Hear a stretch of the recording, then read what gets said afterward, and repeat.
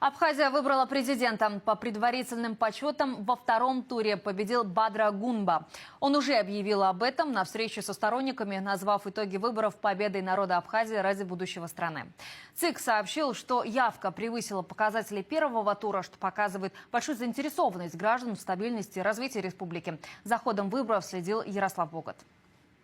Члены избирательной комиссии аккуратно вскрывают пломбы у наблюдателей, наготове блокноты для подсчета голосов. Каждый бюллетень под усиленным надзором отправляется на стол. Здания под охраной закрыты до окончания подсчета. Похожую картину можно было наблюдать на всех 152 участках Республики Абхазия. Результаты выборов Сухум ждет даже ночью. Периодически вот на этом экране обновляется статистика о подсчете голосов. Выборы официально признаны состоявшимися. Голосование было даже активнее, чем в первом туре. Явка составила больше 70%. Это значит, что проголосовали примерно 100 тысяч человек. Возможно, именно такая активность и стала причиной провокации на одном из участков в Абхазии. В здание ворвались люди в масках и попытались забрать часть бюллетеней. Но сорвать выборный процесс не получилось, всю ситуацию сразу взяли под контроль. Правоохранительные органы отреагировали жестким образом.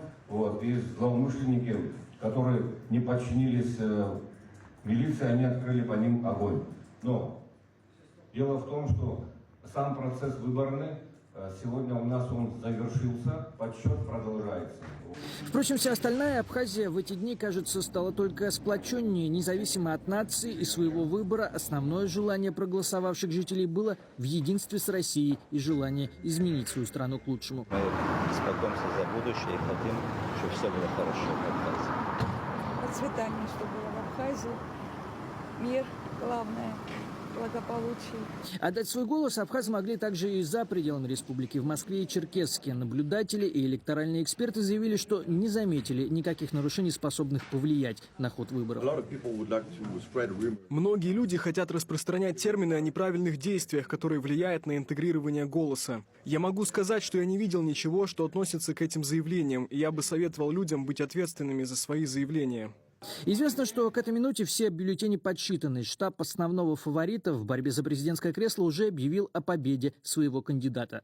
Хочу поблагодарить каждого гражданина нашей страны, за кого бы он ни голосовал, за его гражданскую позицию, за позицию людей, которые должны завтра вместе созидать.